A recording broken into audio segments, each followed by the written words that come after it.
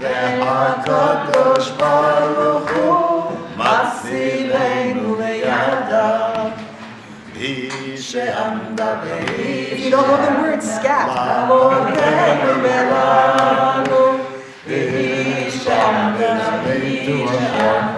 לאבותינו ולנו. For more than once they have risen against us, only in every generation they rise against us and seek destruction. But the Holy Lord, blessed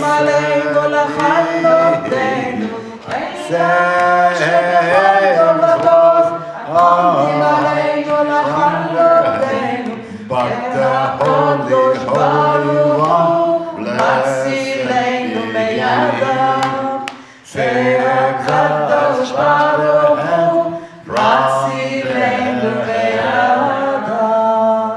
and you got it even translated. And we got the two sides of the brain. You're the right. You're the right. Tirzah, is everybody here that you wanted us to wait for? No, but I think we should go ahead and start. Okay. And Here, have a microphone.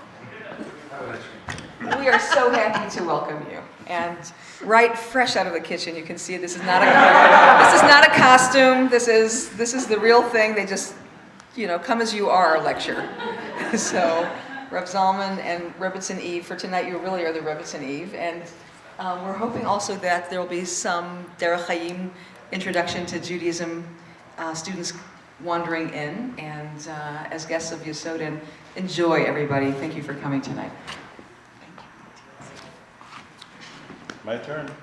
All right, left train starts. It's so wonderful that before Pesach is Purim. So that a little louder, yes, would help. That Yes. Purim gave us the. And this one? Thank you. Usually Eve is making always sure that I should be dressed right and so on and so forth for the occasion, Besides having a good Rebbetzin, I have a wardrobe mistress too. So that's just wonderful. But today is really after Schwitzen, So I want to tell you a story first, and with that story we're going to begin. During the High Holy Days, Rosh Hashanah and Yom Kippur, and on Pesach, they're coming. Tell the Jewish they're right. They're practicing. So Rabbi Zalman is the one who always gets called into such situations. And he had remarkable things to say. Oh, which stories did you tell? One about Chaim and Rabbi Zalman. Okay, with the two guys? With the two guys who he sent out? Which one? No, it was about the man who, She did it beautifully. the water carrier. The water carrier. Oh, okay. You know It wasn't what? one of the ones We want to introduce the two guys is a good story. Okay. One of us. So, Where's everybody be heard? they were just loud before, one or two people, and now they're quiet. So here's how it goes. Rabbi Zalman constantly saw himself as being the one who would have to tell God to be nice to us.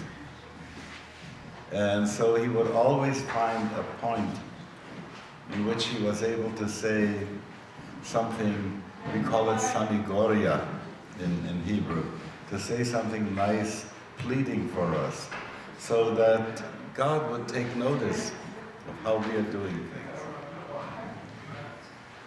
The story I wanted to begin with has now been moved in the second place. So he's sitting at the Seder, and all the people are with great anticipation for him to begin to make Kiddush and to begin the Seder, and he isn't ready.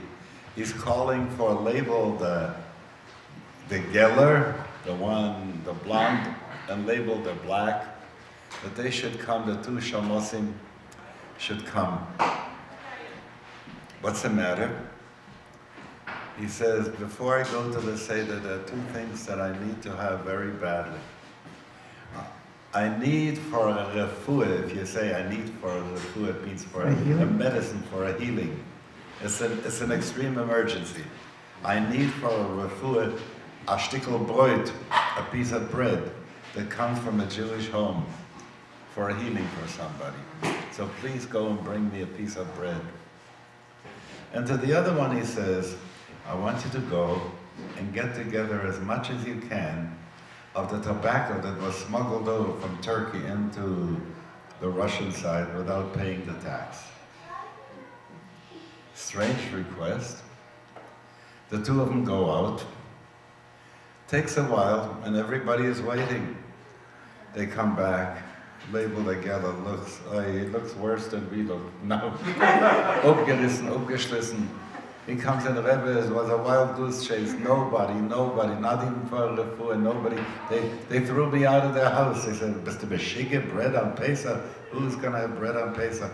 After all, they cleaned so, made sure that all the chametz was out. And while he is complaining about this bad job that he just was sent to do, in comes the other label, the black, with 3 helpers, schlepping bales of that kind of smuggled tobacco. And now Rebbe Yitzchak says, see, Rebbe Shalom, you don't have a single sheriff out checking how we prepare for Pesach. And not a single piece of bread could be found, not even to heal somebody.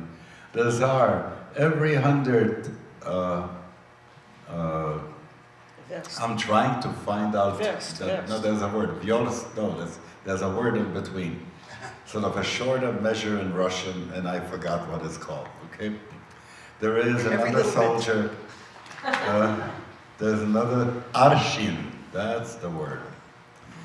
Every 100 arshin sends another soldier with orders to shoot first and ask questions later. And look, this is all that there shouldn't be any smuggled tobacco here.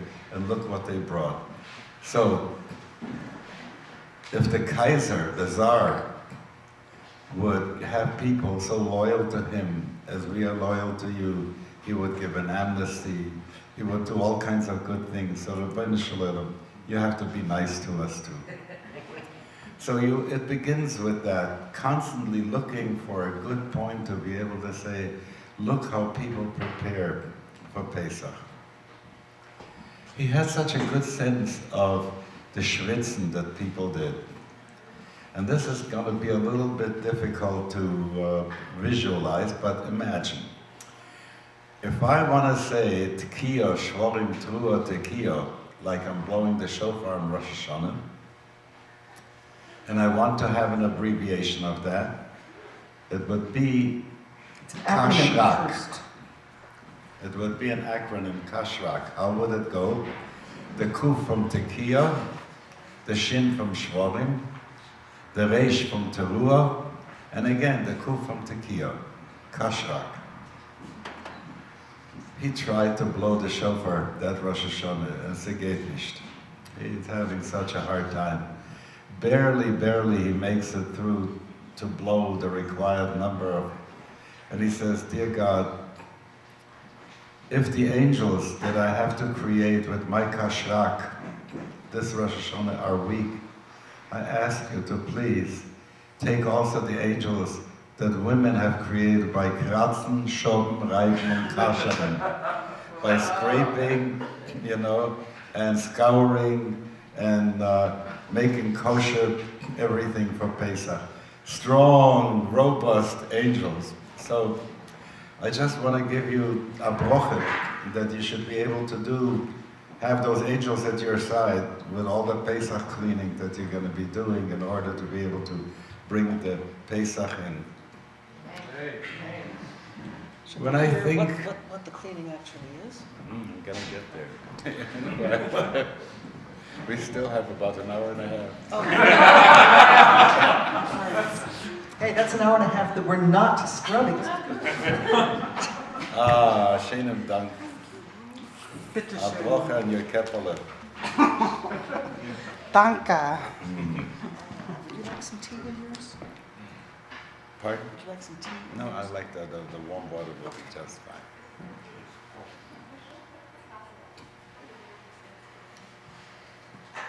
For 7 days, nothing that has been made chametz, that had yeast that causes it to grow, to increase, shall be found in your homes. So instead, matzos are what we are supposed to eat for 7 days. Now, the reason for that is, Leman yedu derotechem, so your generations will know. And what will they know? That I took you out from Egypt. And whenever you go, you are looking at the Seder, and what we are doing as Jews, it keeps on, Zecher li'etziat Mitzrayim, in memory of going out of Egypt. So deep is in our consciousness that sense that we were redeemed from Egypt. And as it says, if God had not redeemed us from Egypt, then Harei anu vanenu bnei vanenu meshubadim hayinu lefaro b'Mitzrayim, we and our children's children, would still be slaves to Pharaoh in Egypt. If you start thinking of what it means to build those storage cities, if you start thinking of how difficult the work was, and I give Cecil B. DeMille a certain amount of credit because a lot of people who haven't really studied the Chumash too well, at least they have seen the movie. And you remember when Jachabel, is nearly being crushed under the stones that they're about to take. That sense that we have, Gewalt, will somebody save her, Charlton Heston, who he is now, is a different story. If you remember Moore's picture about him and so on. But I tell you how I envied him that scene at the burning bush. I so wish sometimes on Yom Kippur that I should feel at the Avoda in Musaf what he was portraying and what he had to put himself into at that point in order to play that scene right, to be so overwhelmed by God, to be so called from being a shepherd, a refugee, a fugitive from Egypt. And now he's being called by God to be deployed to become a redeemer. The responsibility that he has to take on at that time. And when I start seeing, how it's so different than like the people who want to be elected as president. I haven't yet seen anybody who would say, oh, please send somebody else. So you could see that Moses didn't come with a great ego to become the Redeemer of Israel, to run for that office at that point. Shlach no biyatishla, find somebody else that you can send. And you take a look and see how Jonah runs away from the job of going to Nineveh and so on. So we always have that sense of the reluctant prophet, the reluctant one to go. But this is the greatness of that person, that for all the difficulty he sees ahead of that leadership, what can you do? God calls you. You're deployed to do this job. It's not the best and the most comfortable thing to do. And yet, How could I say no to God? You know? And this is what we find in Moshe Rabbeinu, and he is the one who brings us out from slavery. Now I want to go and give him a certain amount of credit, because that Cecil B. DeMille didn't portray so much, although he gives him, you know, when you take a look at, what was the name of the guy, King of Siam, who played? Yul Brynner, right. When, see, my mind has to go around a little bit in order to catch what it is. So Yul Brynner comes on in comparison to Moshe Rabbeinu in that scene like a quetch, like a nobody. But if you start thinking, what was his education? Where did he learn? And you see that he went to the equivalent thing of the Harvard and the Yale of Egypt when he was a princeling. So here you have someone who has to take that proletariat that is kneading the clay and take him out of Egypt. Now, those of you who have looked at spiral dynamics and seen the difference in moral and consciousness and so on and so forth. Talking to the mic. He's talking to Yeah. And if you would have seen the difference between the people whom he has to redeem and his consciousness that's there, especially after he had also apprenticed with Jethro, who was a shaman of the desert, and then has to take those people out and the troubles he has with them. Oh, is it hard to be a rabbi when you start thinking of all the rebellions he had to go through and so on. But when we go back to this mythic great story that we were Avadim Hayinu leFaro b'Mitzrayim, we were slaves to Pharaoh in Egypt. And then God took us out from there. And the wonderful way in which the rabbis put this in the Haggadah here, saying that God could have sent angels to do that, but did it himself. Ani velo malach. I am not a messenger, come and take you out. Then it says, why do we eat this matzah? Because it did not turn into chametz, because al shenigla aleim melech malchei amlochim HaKadosh Baruch Hu bego'alam, which means there was a total revelation of God's infinity to those people. Now, I don't know if you can imagine what that's like, to get that kind of a great awareness, a great revelation, and you've just been schwitzen, you know, working hard and being oppressed. A little bit of that we reenact in the pre-Pesach cleaning, just so that we should have a sense of what does it mean to schwitz and to do, and the meticulousness with which we are cleaning drawers and wiping surfaces and koshering everything that we do. It is so amazing that people go about doing this. But why? Why do we do that? It's almost as if to say, we have to show the effort that we put in order to deserve redemption.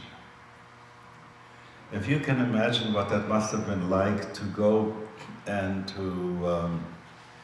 I was looking up on Google to see what the pantheon of the Egyptians was like. They had one god, who was the ram god. He had horns, and he was in charge of the inundation. Now, if you understand what inundation means for Egypt, that is the rising of the Nile River, and all the arable land was filled because of the rising of that river. Egypt lives by the river. Egypt doesn't live by rain. The Torah makes it clear. It says the land into which you're coming is not the land like in Egypt where the river will drench the land, but you'll depend on the rain. And therefore, in the second portion of the Shema, remember where it says, if you will keep the commandments, the rain will come in due season and everything will be right.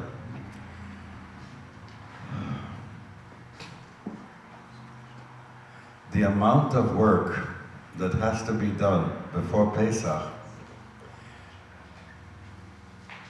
strikes some of us as maybe too much. And yet we are being told that the slightest bit of chametz that remains at home can tear us away from our connection with God. That this is our covenant that we have. Today we don't take a Paschal lamb and slaughter it and bring its blood on the altar as they did in the past. But there are some of us who will be reading before the Seder just to remember what that was like in those days. So what is it that we are looking for? First of all, anything that is of the grain family, that's to say wheat, rye, oats, spelt, these kinds of things are... Spelt? Hmm? Spelt? Spelt. It's kind of wheat. Yeah. Yeah. Uh-oh. No. I found it labeled kosher lepesach, spelt matzah. There is. There's oat matzah. That is the reason for it, because people who can't manage the wheat. Yeah. Oi, I tell you, I was talking to a friend in Jerusalem today. You know, you do before Pesach your quick greeting saying Good Yontiv. So Reb Sholem brought, and his wife was there, and we were doing Skype, you know, and we saw each other on the pictures, and it was just wonderful. And she reminded me how we baked matzah in Philadelphia. There we had 2 hand mills, and we took the wheat berries, we checked them over very carefully to see that there wasn't one that was sprouted. And then we took them through by hand, and I tell you something, good geschwitzt, you know, it was really, really hard, until we got it together. We put it through a second time. The first one was a steel mill, the second one was a stone mill, so that we could make it a little bit finer. And then we went and did this in 18 minutes from the time the water touched it to the time that the matzah was inside. And we had to make those holes to make sure that the matzah would not puff up like a chapati sometimes does. And so this was really wonderful, and the smell was great. But oi, did we schwitz at that point. I also tried to make, talking about spelt, rye matzah. Every time you hear about rye bread, I figured rye matzah is going to taste so good. What makes rye bread good is that it's rye mixed with wheat, and then you have the caraway inside. You don't put caraway into matzahs. And I took that rye, and that was much harder to grind even than the wheat. Is, you know, it's stronger, it's gray, and we couldn't make them thin. They were thick. You know, it was. You really have to bite. Could you chew them? Huh? Could you chew them in the end? Yes,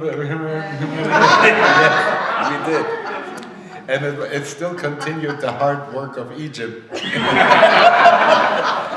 that matzah. But you know what?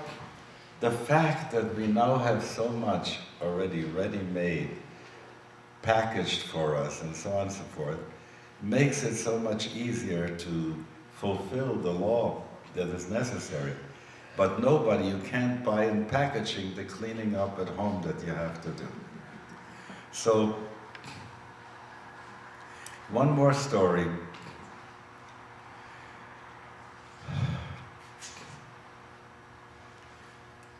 My Rebbe, his name was Reb Yosef Yitzchak. His father was Reb Sholem Ber. Reb Sholem Ber of Lubavitch He died in 1927 in Russia. During the time of the Tsariyat, he founded a yeshiva in Lubavitch, and it was what you see today, that even in Dharam Sala there will be a Seder this Pesach that will be packed. And it's so amazing how many people in Chabad here and Chabad there, they're doing great work. But then the yeshiva wasn't that large. And there came a young man who wanted to join the yeshiva. And he had a coarse appearance about him. So it was a question, he was on probation, will they take him, will they not take him? He came to see the Rebbe of Sholem Ber, who talked to him for a while. And then he called his son, Rabbi Yosef Yitzchak, and said, here's what I want you to do. And he started to tell him how to make him work very, very hard. Hardly any time to sleep, and that he should also at the same time be prepared with having studied a difficult text and be prepared to discuss that text with Rabbi Yosef Yitzchak. He may have had 2 hours of sleep after he had worked all before Pesach, and then the day before Pesach is here. And finally, they're sitting at the Seder. And Rabbi Sholem Ber says to Rabbi Yosef Yitzchak, look at him now. And his face had changed. The whole appearance of that student had become refined. That sense of looking at all the schwitzen that we are doing before Pesach as a prayer, as a devotion, checking out again that everything is clean, having the sense that we are not alone, that almost as if God is looking over our shoulder to make sure we are doing it right, you know? You can see how the preparation for Pesach makes the Seder become much more important, much more real. It's almost as if a flywheel is charged, you know, with a lot of energy. And then finally is the time for the Seder, and the flywheel continues, but you don't have to schwitz anymore. At that point, if you're doing something of a spiritual nature, that energy that you have packed into the flywheel lifts you up and you come to a higher place. So, I just want to give everyone who is schwitzen before Pesach a blessing that in the amount of your schwitzen to make Pesach come into your home, in that amount you should be able to feel a communion with God when you eat the first bite of matzah. We are supposed to eat that in silence because the first night of Pesach, according to the Zohar, we are eating the bread of faith. The second night, we eat the bread of healing. So you can imagine, last week there was something in the paper and on the web, and everybody was onto the thing that prayer doesn't seem to help people in the hospitals. Do you remember seeing that? No, what should I say? It ain't necessarily so. We have seen so many wonderful things that happen there because there is that kind of attitude. How are you going to measure that also? But I want to say that in as much as you will put in this effort, your Seder will be higher. So the question is, what will you expect from the Seder?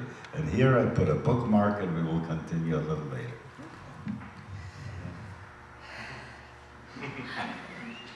So what is it that we're doing when we prepare the house for Pesach? I see a few people here who have either lived in or come from Israel. And anyone who has visited in Israel sees that between Purim and Pesach, what you see outside every house in the religious community, in the frum neighborhoods, after school, all the school children are outside the door whacking the dust out of the books in front of every household. And there are lots and lots of books, so it takes all those weeks. And this is in case anybody's been eating crackers, for instance, while they're learning. You know, so that all the crumbs are out from the books. My teacher, Leah Shalom Colette, would teach us, make sure you turn all the pockets of all your clothes inside out and brush them. And all your pocketbooks and all your purses. And so it means sort of starting from the top and heading down through the house. Taking all the clothes out, weeding through what is no longer really your own. I keep thinking we should probably take out the rummy cube and the Scrabble and make sure the crumbs from, Yes, and also the cars. Don't forget the cars. Yes, the cars. Vacuuming the cars. So it's all of this, it's every corner, it's all of the shelves, it's all of the drawers, it's everything. And with the dishes and the silver and the pots, either you're koshering them, dunking them, in the water, or you're putting them aside and taking out separate sets of dishes and silver. And the extreme, of course, are some of the nouveau riche frummies who have a house with a separate kitchen for Pesach.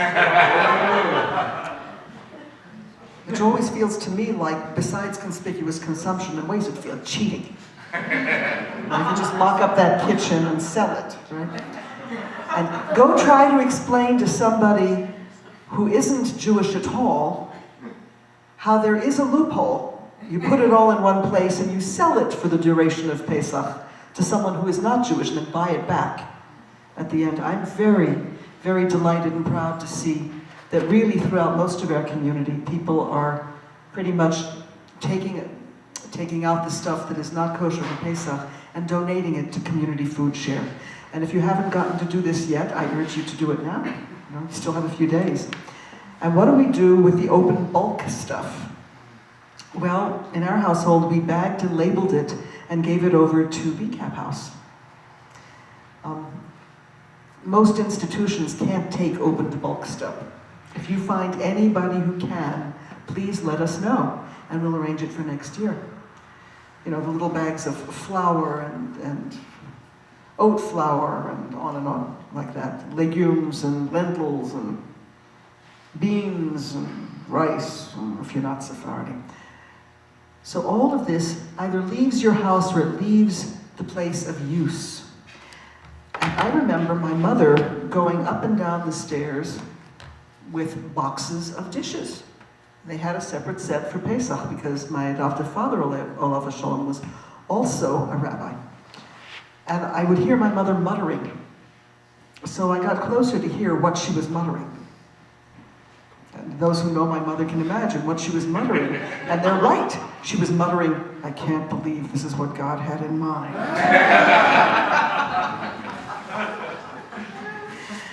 So if this wasn't all that God had in mind, what did God have in mind?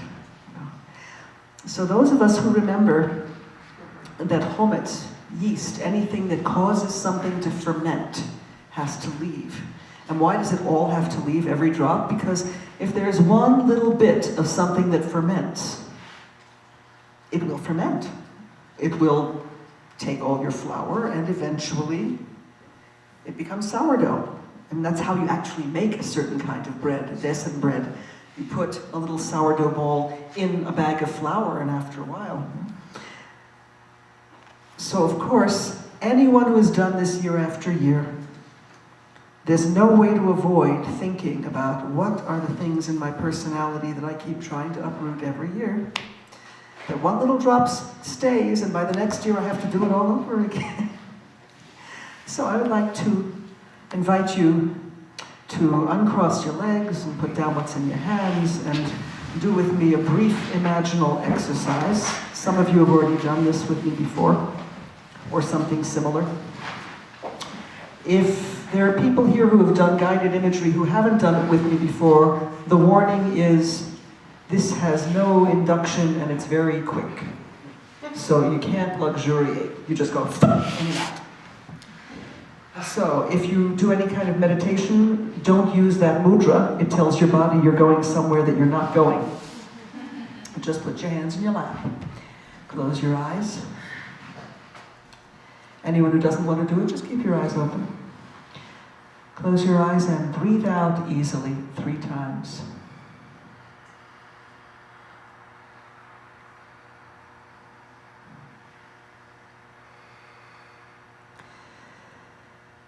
Imagine that you are taking a candle and a large feather, and you're entering the chamber of your own heart. Beginning at the left, sweep in the corner and see what in your own heart you would like to remove.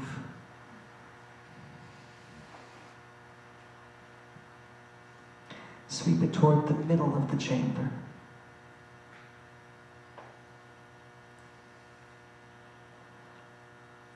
Breathe out and continue clockwise. Go to the second corner of the chamber of your heart and see what is there that needs to be swept out.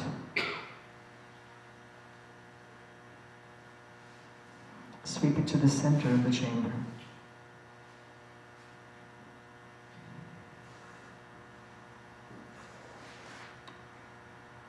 Breathe out and continue clockwise to the third corner. And by the light of the candle, with your feather, sweep to the center of the chamber. What is there in your heart that you need to remove?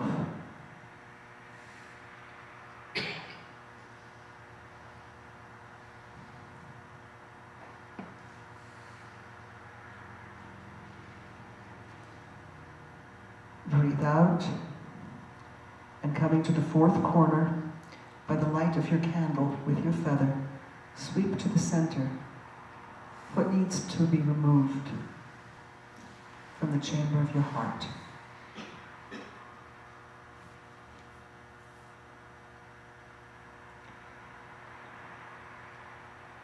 Breathe out and collect what is in the center of the chamber, and leaving the chamber of your heart, take it outside of yourself and burn it to ash. What color is the ash? If it's black or gray, burn it again until it is white.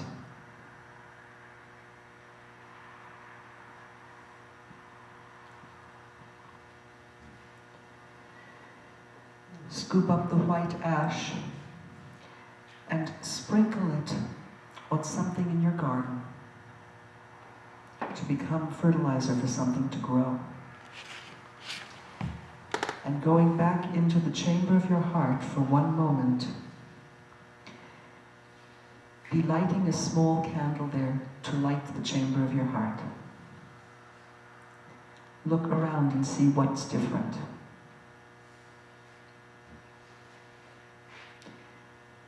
Coming outside the chamber of your heart and back to this place, breathe out slowly and open your eyes.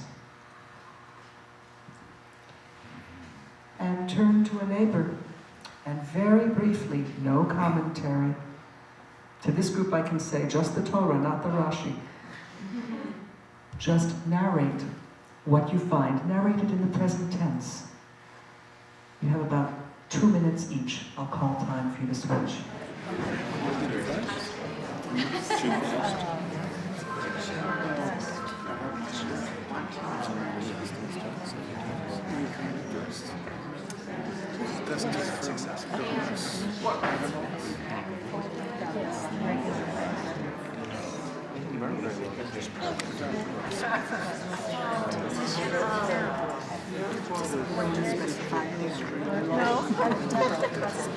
I actually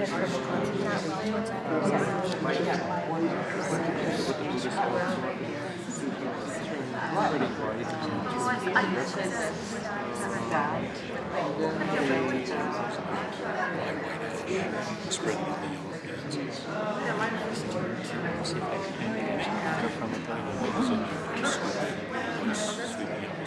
Then I really need to go. Really fear. Can you trust me? Yeah, okay. 9 months depression free, the longest I've ever gone. That's great.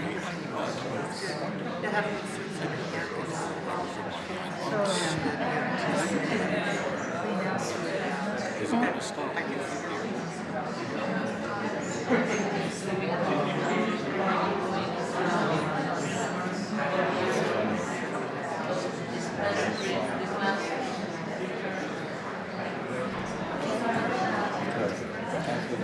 begin to wind up.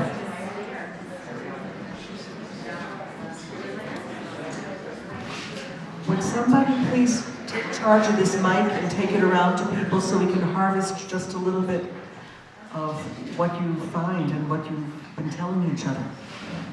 Anyone wants to share? Don't all jump up at once. Yeah. It's enough we shared with somebody next to us. It was deep. If anyone else wants to share, raise your hand. I'll come over. The reason I Wow. ask is not The so much that enthusiasm. people reveal something very personal, but that we have a sense of both the sameness and the variety of who we are as a group. So if anyone is willing. We have a volunteer. Why I found fear, rage, lust, sadness, and self-importance.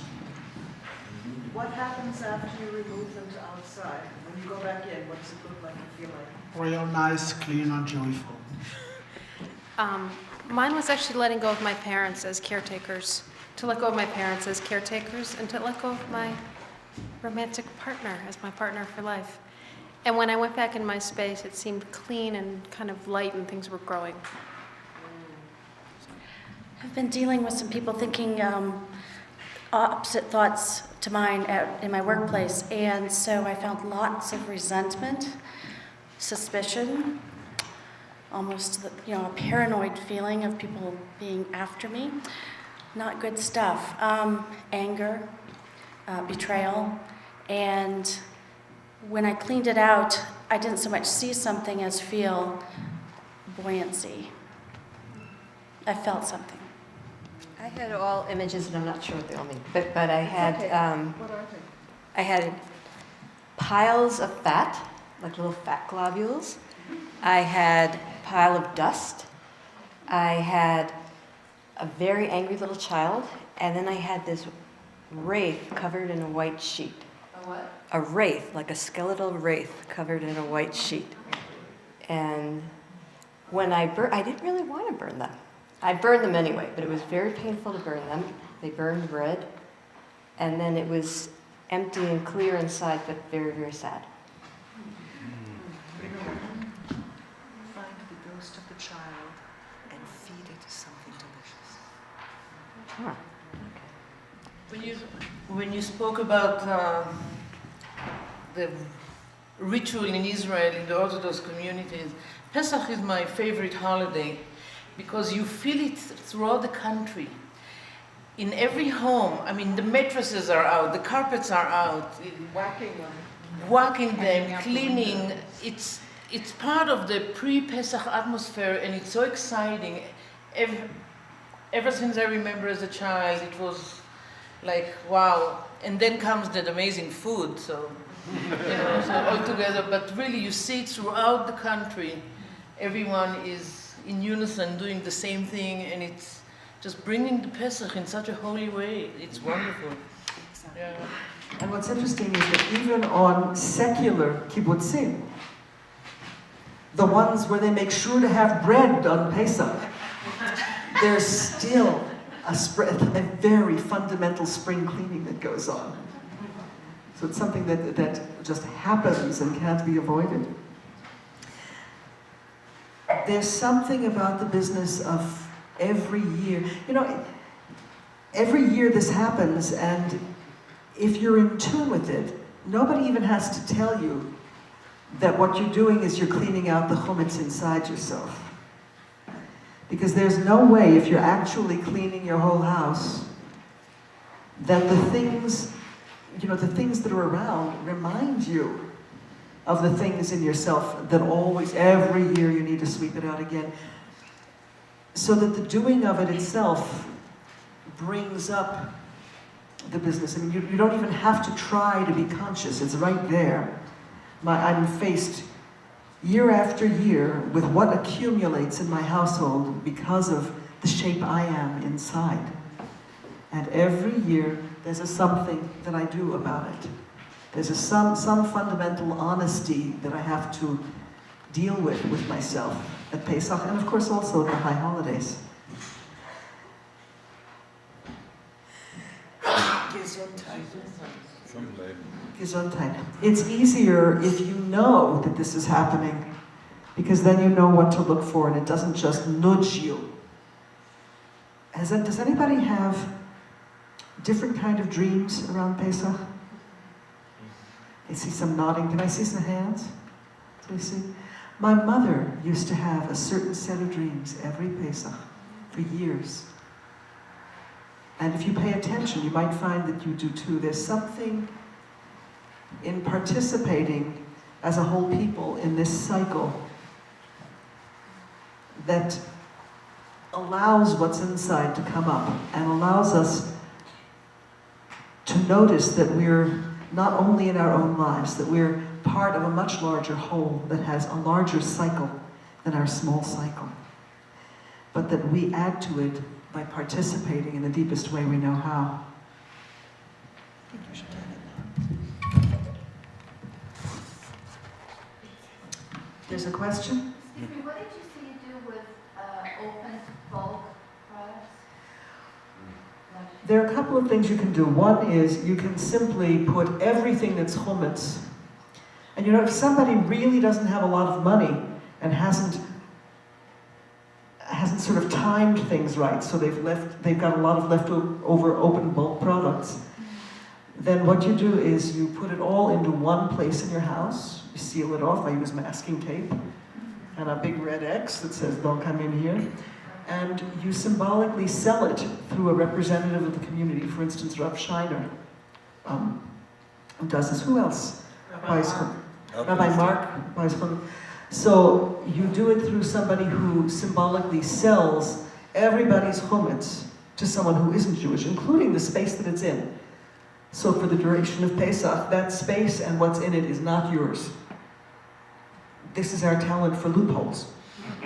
But it's a real necessity if somebody has very little money and has leftover food.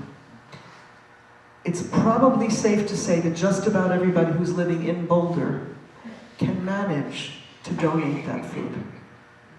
The problem with open bulk items is that most organizations can't afford to take it, because what if something is tainted in some way? So I found friends who really need it. And if you find that you know what, if anybody here has open bulk food that you want to bag and label with a Sharpie so that it won't, run, if you can get it to me by tomorrow night, I'll make sure it goes somewhere. We'll put it in my garage and I'll make sure it goes somewhere. So either call me and let me know that you're coming, early in the day. Give me a number if I'm not home. Okay? I'm in the phone book, so you don't have to worry about reaching me. Selling the chumetz used to be an important thing, to do it so that it was for real. When I first began as a rabbi, it was in Fall River, Massachusetts. At the corner where I lived was a laundromat that belonged to a Syrian person. I remember his name, Herbie Ajoué. And I made a deal with him as follows, that I sold him my chumetz and the chumetz of all the people in my congregation for $1 million. And he needed to give me $5, After Pesach, I bought it back for $1,010,000. But in between, I showed him where there was a particular closet and he liked scotch. So I always had a fresh bottle of scotch there, and in the middle of Pesach he would come in and get some of his scotch. I wanted to make sure that he really had the sense that he owned it at that time. And so we made that deal. In Europe, that used to be a very special situation, because sometimes imagine there is a person who had a still and he made vodka, and he had barrels of that, and there was someone who was not friendly to Jews who had informed all the farmers around him, don't you buy it from him before Pesach, because he's a very religious person, and so if he cannot sell it, then he will have to declare it to be hefker. Hefker means ownerless. Turns out, it's getting to be the day before Pesach. It's in the morning. It gets about 10 o'clock in the morning, and that's sort of the last time when he can sell, and nobody came and bought it from him. So he went out in the street and proclaimed, Hefker, Hefker, and he said it in Russian so that the people would know what he was talking about. He was wiped out as far as his income was concerned. Comes after Pesach, some of the people were saying to him, yeah, you said Hefker, you said it's ownerless, but there were some soldiers standing around watching it the whole time. So people then realized that, and so the story goes, that angels in the shaped like soldiers were watching the thing so he shouldn't lose all that he had. It's a wonderful story, but it also goes to show the extent to which people have gone in order to be able to handle what needs to be handled. When I go back to the place where, how difficult it was to get matzah, think for a moment what this was like when people were in Russia, right? You know, during the time of the persecution of religion there. And I remember how my Rebbe was working so hard to make sure that matzah should be smuggled into Russia at that time for the people. Because if not, what are you going to have? A whole Pesach, you couldn't eat very much. And you couldn't fulfill the mitzvah. So they really went so far out of their way. It was a kind of, how would I say, matzah is a sacrament in a way, because eating it is not a time, the first bite of matzah is something that you eat with a certain kavanah, with an intentionality. Because, can you imagine what faith is like? How the Zohar says you're eating faith at that time. It's not a time to having conversations. It's a time to sit and eat that and reflect on how you need to have faith. And faith is when the circumstances are not in that direction where faith is taking you. Everything else points the other way. The other thing that has to do with chametz is to think about ego. How we consider ourselves and how we feel the right that we have. When I look at something that's so blown up, you know, the first thing I do when the Sunday paper comes, I turn to Trudeau. Did you see Trudeau today? Yes. You know, I'll leave it for you to look it up yourself.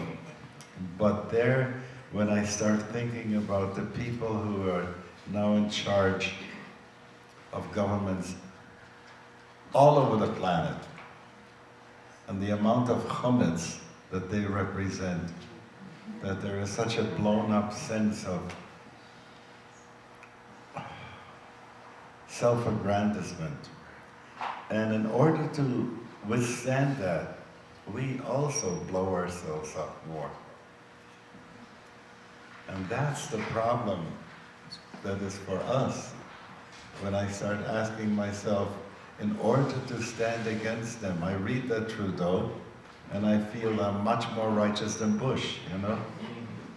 But that's my chametz, because we are in the same community together, and I'm caught in the same things he's caught. And I don't know how I would be if I were in his place. Our sages tell us, Al tadin et chavercha ad shetagi limkomo. Don't judge the other one until you are in his place, until you walk in his moccasins, as it were. So these are some of the things that we want to consider on Pesach. Another thing I want to bring to your attention, and that is Prophet Elijah. It's the chair that we leave at our Seder table when we open the door for Prophet Elijah to come. We were just reading in the Haftorah, "Behold, I will send unto you Elijah, and he will make the heart of the children turn to the parents, and the hearts of the parents turn to the children." That intergenerational gap that we experience from time to time needs to have a being whose name is Eliyahu. Now, most of the time we have a single theophoric. Let me explain what a theophoric is. When you have Isaiah, Yeshayahu, Yirmiyahu, Yechizkiyahu, or Nathanael. So you have the either name El or you have the name Yahu. But when you have one person that has El and Yahu together, it's sort of like if you were to say that he is God. Okay. We have a sense that he is that transparent to the divine revelation that when he comes to us, and I want to say he is known as Malach HaBris, the angel of the covenant. Sometimes it happens that people are not really that caring about circumcision for their children, for their boys. And I have a feeling that that covenant that is between us and God needs that to have there. You know, Eliyahu Hanavi comes to the bris, and he comes to us on Pesach. And sometimes he comes in disguises so that we don't know, is it Eliyahu, and we only find out later on it was Eliyahu. Wonderful story about a person who was very, very poor, and he didn't want to go and ask people for money to help him make Pesach, although you have a right to do that. The whole community always used to contribute to what's called mois chitim, money for matzah, so that people should be able to have enough to be able to make a Seder. And it was the task of the community to make that happen. The Maggid of Mezrich sits at the Seder table and says, I can't go and do the Seder yet. And they ask him, why not? He says, there's someone in Mezrich who doesn't have enough food. You go and find out who that is and take care of them, and then I can go and have my Seder. That element of making sure that everybody should have what they need is so important. One rabbi, he was named Reb Chaim Brisker. He was a Lithuanian non-Hasidic rabbi, but he was, as you will see, a person with great heart. A man comes to him and says, Rebbe, I have a question for Pesach. Can you make the 4 cups of wine, instead of the 4 cups of wine, could you do 4 cups of milk? The rule is that you can. But he said, no, you can't. Here's 20 rubles, and make yourself a good Pesach. His wife comes over to him and says, listen, I know what the law is. The law is that he could have been Yotzer. He could have fulfilled his obligation with 4 cups of milk. Yeah, but what would he have eaten? There was no fleischiks in the house. A recognition that if he had to drink milk instead of wine, that he wouldn't have had any meat for Pesach. So it was, behind the question was something much deeper. And that sense that we had for taking care of people, making sure that they should have it. Chaval, you got to tell that story again. Oh, which? Oh, yes, this is an Eliyahu story. Some of you have heard this from me before. When I was in graduate school, I lived in San Francisco in a beautiful double-wide Victorian with a marvelous housemate. And one year we made Pesach. There must have been about 20 of us, 28 of us, all psychologists or psych grad students or psychoanalysts or social workers, everybody involved in mental health in one way or another. And remember when we were limber enough to sit on the floor on cushions with tables spread through the long, room to room to room through the sliding doors, doors on Baskin-Robbins canisters. And it was a rainy night, and we had just begun the Seder. Somebody had just lifted up the matzah and said, "Halach ma'am, this is poor bread. Kol tichvin yatev yechol." Anybody who is needy, let them come and eat. Anyone who wants to, let them come make the Pesach with us. The doorbell rang. And my housemate Anne runs to the door. We're all waiting, and she comes back a few minutes later, very pale. And I ask, "What was it? Who was there?" And she said, "Well, have you seen that crazy lady, the beggar lady who comes around here every now and then?" Yeah, I remember her. Well, there she was, wearing nothing but a semi-transparent raincoat. I said, "Well, where is she now?" She said, "I sent her away." I said, "How could you do that? We just said, Kol tichvin yatev yechol, that very moment." And I went running out to try to find her, and I went up and down the street in the rain, and she had disappeared. And I'm convinced that she was a stand-in for Elijah, and that we missed a huge opportunity. And Anne was afraid because, she was one of these people who was homeless partly as a reason, partly because she was somewhat mentally ill. And I couldn't imagine how 28 psych students, grad students, psychologists couldn't manage one crazy lady.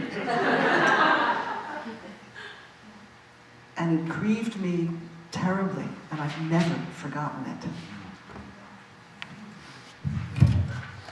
I'd like to say something now, but I want you to put it in your pocket and not take it out until Wednesday afternoon. Okay? When we go and look for the chametz on Tuesday night, with the candle and with the feather, and going through all that stuff to see, and notice it's much harder to do it with a candle than with a flashlight. And it drips wax and all that kind of stuff. And sometimes some of the hot wax falls on your fingers, but all this is good. This is part of what it takes. Then, when we have gathered together and take a look what we do, presumably we have cleaned the house and there isn't any more chametz around. Remember Rabbi Yitzchak sending out people for a piece of bread and couldn't be found. So what do? We take 10 pieces of chametz, of bread, and we put it into some container so it shouldn't make more brekalach all over the place. And then we go looking for it, and the kids hide it. And if they're kind to me, they make it not so hard to find. There were some years that I really had to work very hard. Shelby was the one who was a good hider. She'll get hers soon. Yeah. So, until we found it. But then, when we have it all together, here's what we say. Kol chamira v'chamia de'ika b'rshuti. The chamite u de lo chamite. The bi'arte u de lo bi'arte. Leve ke'afro de'ara. Everything that has any chametz in there, if I have gotten rid of it or not gotten rid of it, if I had removed it or not removed it, from now on, it should be like the dust of the earth. Remember, we were saying we're talking about overwhelm. You sometimes can get overwhelmed, and there's always something you find that you haven't been able to finish. Something the last minute you'll realize, I wanted to do this and I couldn't finish it, and I couldn't finish it, I couldn't finish it. When I go through my office and start looking at all the projects that are unfinished that I'd hoped to have finished by this time, what can I do? I have to do the same thing. I have to say, I will not allow this to keep me from entering into Pesach. And in order to be able to do this right, I have to treat it like dust. I have to let it fall. If after Pesach it comes to me again in another form, I'll pick it up again. But right now, whatever isn't done, just isn't done, and won't get done either. We don't need to have the Seder spoiled by our feeling of inadequacy that we didn't finish everything that we have to do. Remember, I told you, that's in the pocket until Wednesday. But until that time, we're gonna schwitz, all right? Now, when I was talking before about the business of inflation, there is an element of inflation that Eve often mentions to me that has to do with possessions. Excuse me.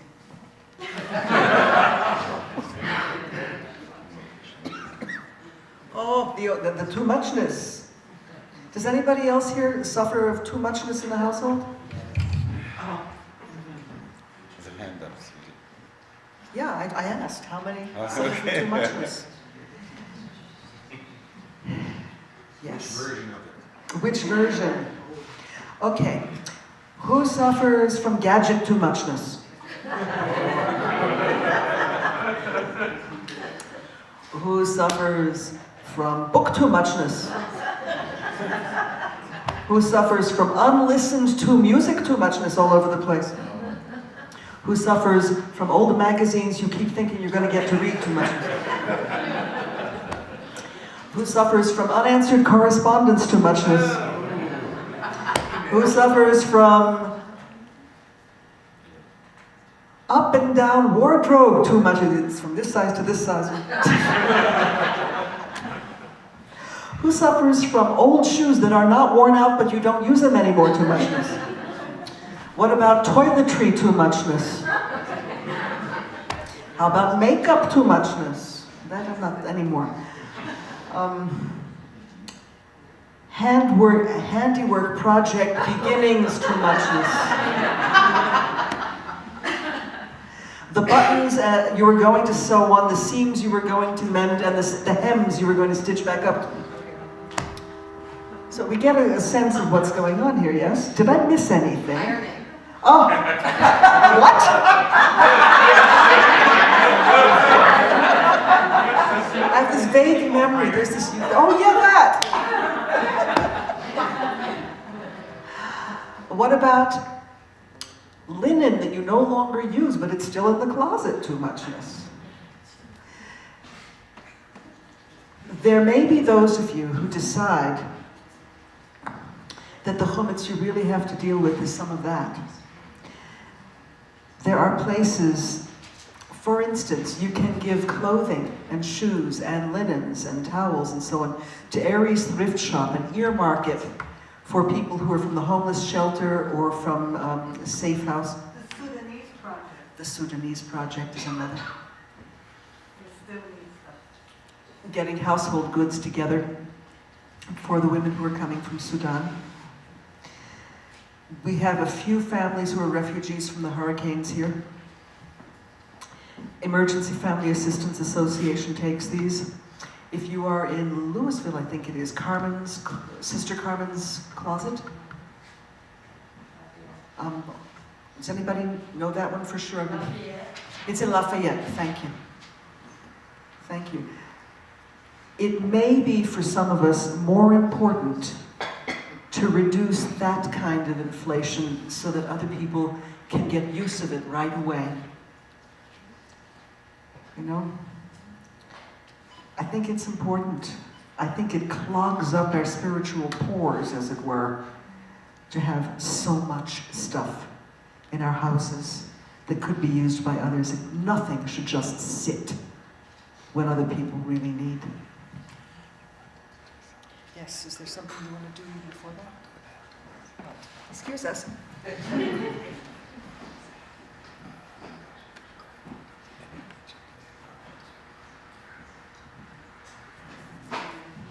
Yes, okay.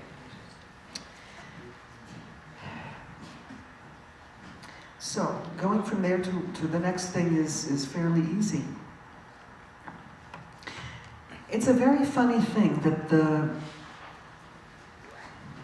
the customs and the laws that have developed Zecher L'Yetziat Mitzrayim, in the memory of our going out of Egypt, And the one injunction that in all our communities there should be no chumetz for this week, look what's happened. We have, either we have to really sterilize everything or have, as many people do, separate sets of everything for Pesach. So Pesach, which is a celebration of our having had to flee, has become an occasion for accumulating more stuff. And this kind of work of sterilizing, of sort of purifying our settled households.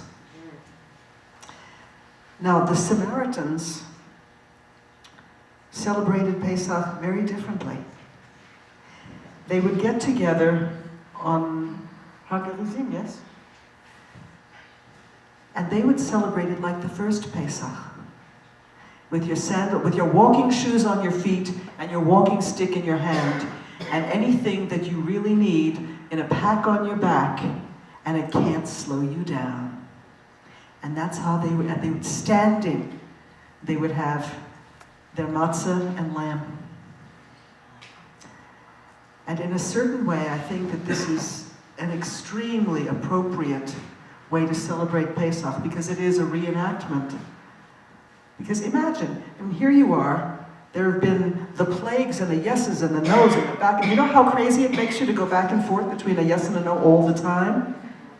And which one is going to be finally the yes you can finally go? And they're being told, this time, really get ready. Have your walking shoes on your feet, have your walking stick in your hand, and you don't even have, you may not even have time to let your bread rise. And you have to go with everything you need with you, and it can't slow you down. It's a very different story. So anyone who is willing, uncross your legs, close your eyes.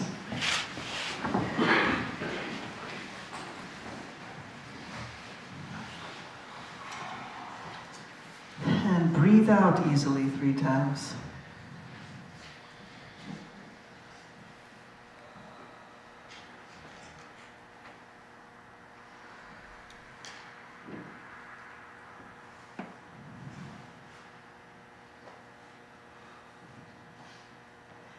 And imagine that you have a few more hours, and that this night you know you will need to flee for your life, and you will need to travel light. And you will never be able to come back and pick anything up that you leave.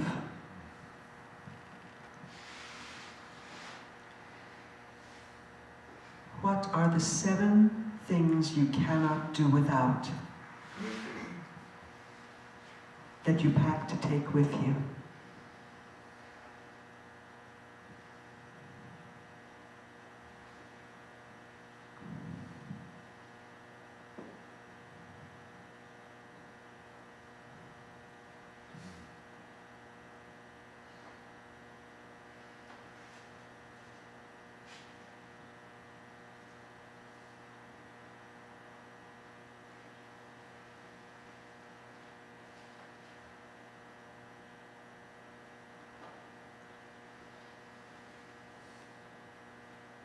Breathe out.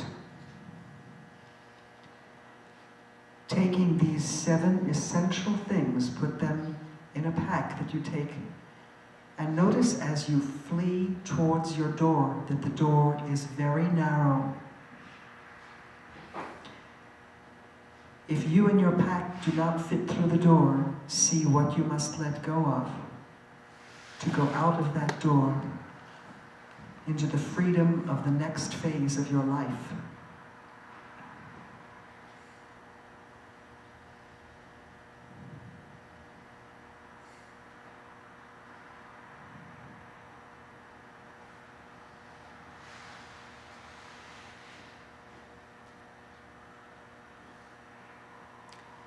Breathe out, going out through the door to the next phase of your life. Be walking quickly.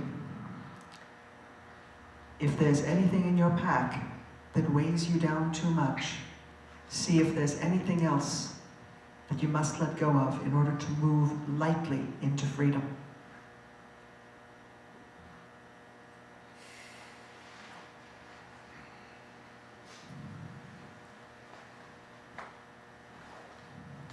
And when you're moving lightly, see towards where you are going.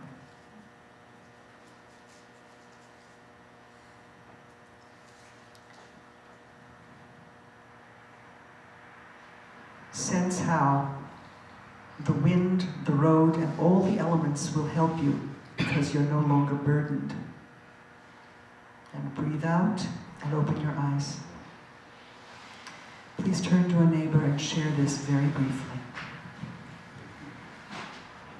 I'll call time in about 2 minutes.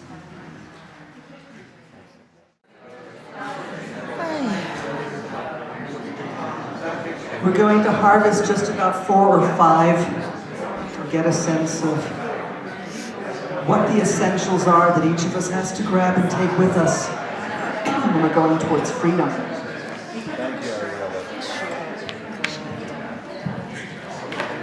Anyone is interested in sharing? I took my Kriya Yoga notes. I took a picture of my husband, and I took my mala that I say my mantras with, and I took my 4 cats. Mm-hmm. So the first thing that I grabbed was a watch that my sister gave me when I was 11. And the second thing was a little owl that my mother painted on a stone, and she wrote my name on the back. And the third thing, you may be one of the only people in the room that will really understand this. Yes, I grabbed a gadget. But I grabbed it because it has a gadget. It's a hard disk type of thing, like an iPod, but because it has all my pictures. And it has my writings on it. I've used this, when I came back from my mother's funeral, I scanned in pictures of the family on it. So it was, yes, I felt a little guilty because I was going to have fun with it too, but it was that it had all of those things on it. And after that, I realized that I didn't need any other things, but I looked behind me to make sure that my wife Robin and my son Max were coming with me. You know, David, you should have taken some batteries. That is a good point.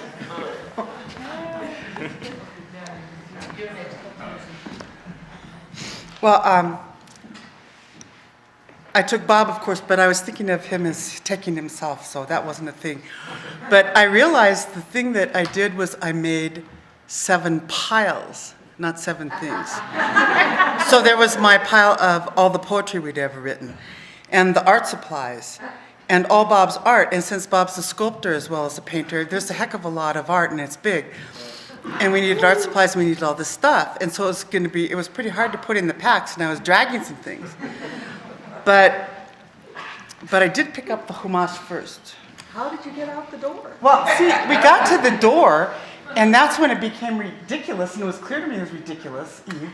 So I put it all down, and I said, what we have is Bob's phenomenal artistic ability. He doesn't need any art supplies, he can do charcoal. He doesn't need all that art because he can, I hate to let it go, but he can make it again. I hate to let our poetry go, but we can make some other poetry. So I let it all go. And then we went into a forest with pines and aspens, and we followed a little stream to we don't know where, but I knew Bob could make art anywhere. Hello. Well, when you posed that question to us, I thought of myself as a Jew leaving Egypt, and I need to survive. So You gotta gesticulate with one hand and put the mic near you. Okay.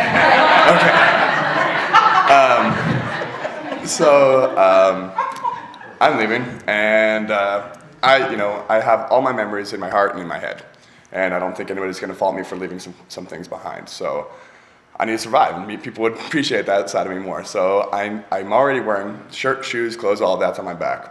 I probably want an extra shirt just in case, I go out to dinner somewhere. Probably want an extra pair of pants. And then I'm thinking survival, okay, some water, some food. And the other things I was thinking was, one most practical thing I can think of is a Swiss Army knife. I can hunt, spread my cream cheese on my matzah. But somebody's got cream cheese in here, I guarantee.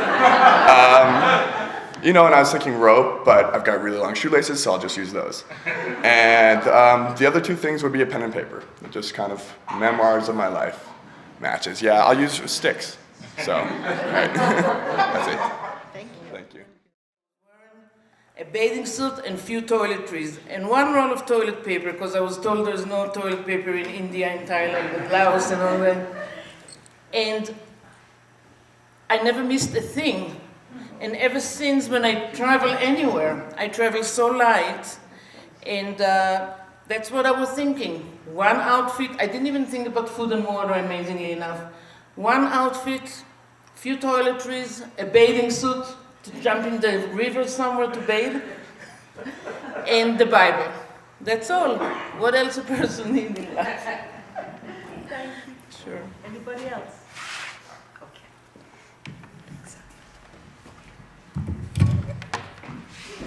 I was telling Eve when the first thing I would grab is the Sefer Torah, and then my computer with the hard drive. Yeah, and Did you at least have a cart?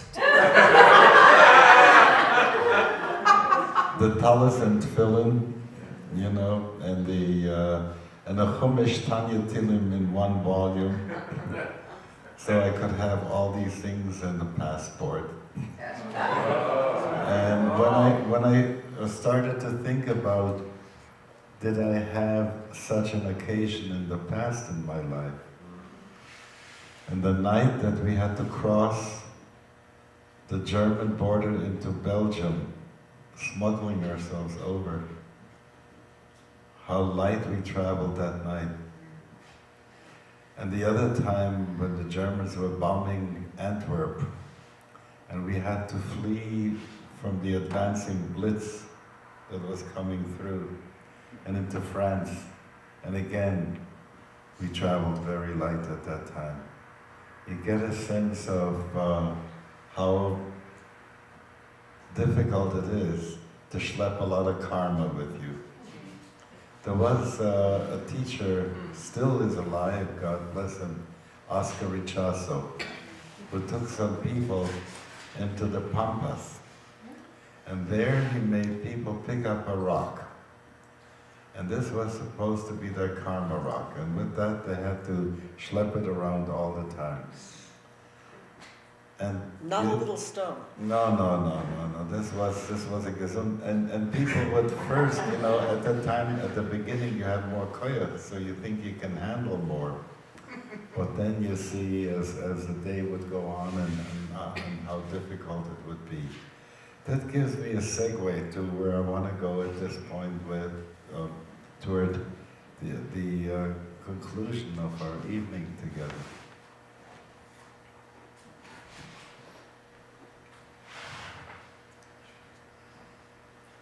Pesach, we talked about the matzah and getting rid of the chametz, but there is also the bitter herb, the maror. And it's whether we use grain or we use dandelion greens, or whatever else is bitter.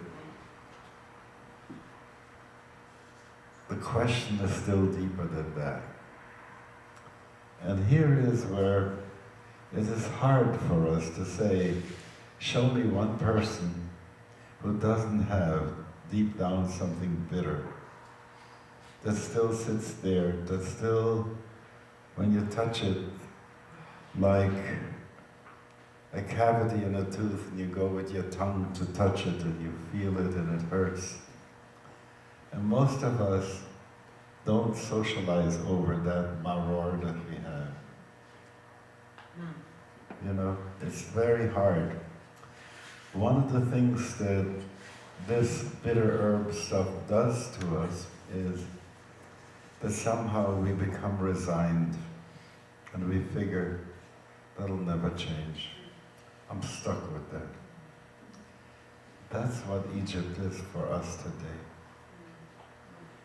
That the spared place inside that bitter, despaired place inside, in which we say, what can I do? Kach. That's how it is. That's how it is. And it's precisely in this place that we have to be able to get new hope during Pesach. So it turns out that what we do with the maror is we dip it into haroset. That's a funny thing, haroset. The word cheres means shards, broken pieces. But what we do is we take nuts and depends, Fardim do it with dates, apricots, raisins, and dates, right? almonds. And that's nice and very sweet. We do with apples and nuts and cinnamon and wine. And there are some people who like it coarse and some people like it fine. And every year comes Pesach, we say, why don't we make it in the middle of the year? Wouldn't that be nice if we were to make some? Nobody has ever made chayroses. For all the good taste that it has, it's something that's Pesach. Yeah, we'll put it on the matzah and we'll eat it, we'll enjoy it, and so on and so forth. But we don't make chayroses during the year. But I want us to remember this part too, that Pesach gives us the opportunity to dip that despair into haroset. It doesn't look like much. If you were to say, what does this haroset look like? It looks like a bunch of brown clay, You could shape it in such a way that you'd be ashamed to eat it.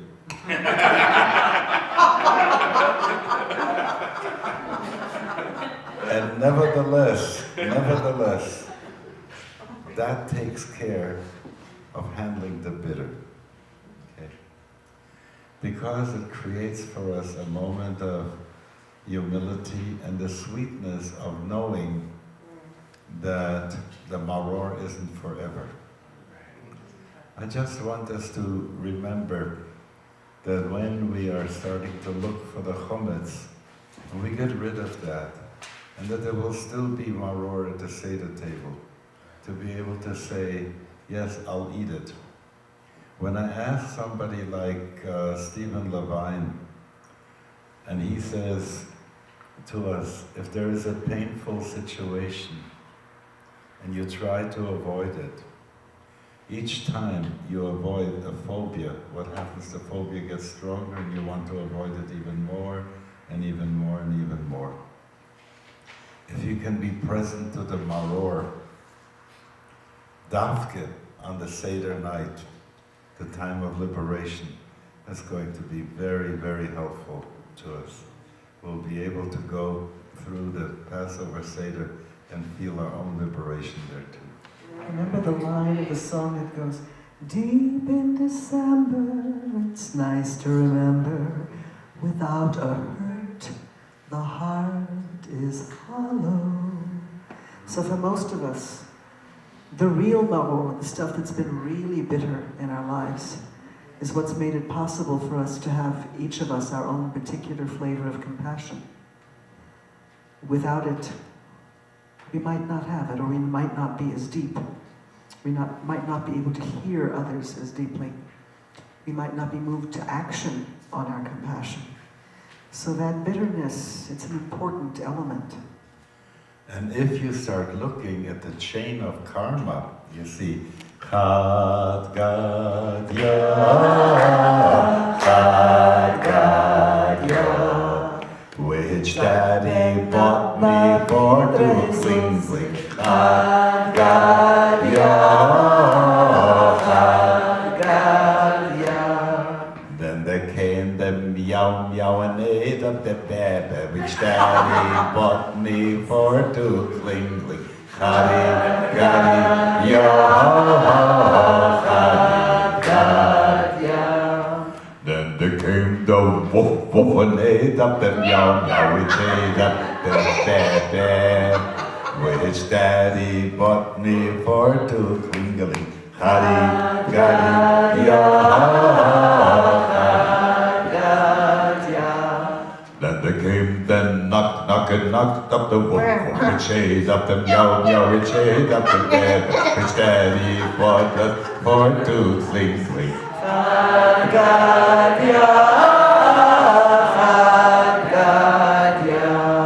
Then there came the burn, burn, burned up the knock, knock, which knocked up the woof, woof, chased up the meow, meow, chased up the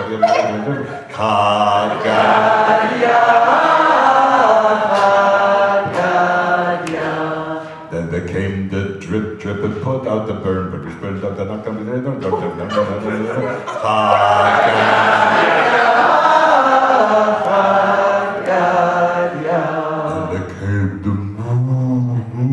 and drank up the drip, which put out the burn, but which burned up the burn.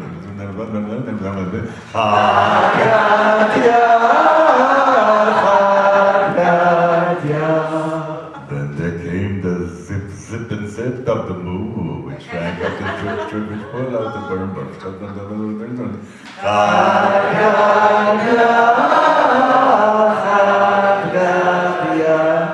there came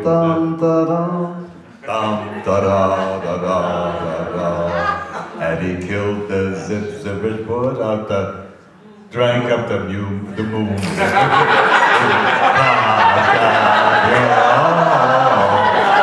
Remember, this is after all the wine. And there came the bum, ba ba ba bum, bum, bum, ba ba ba bum,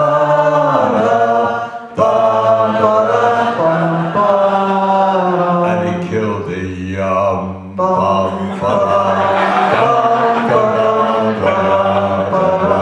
who killed the zips and which hit the moo, the which does the drip, drip, and put out the burn, burn, put out the knock, knock, hit the woof, the meow, meow, hit the run, bear, bear, which daddy bought me for two.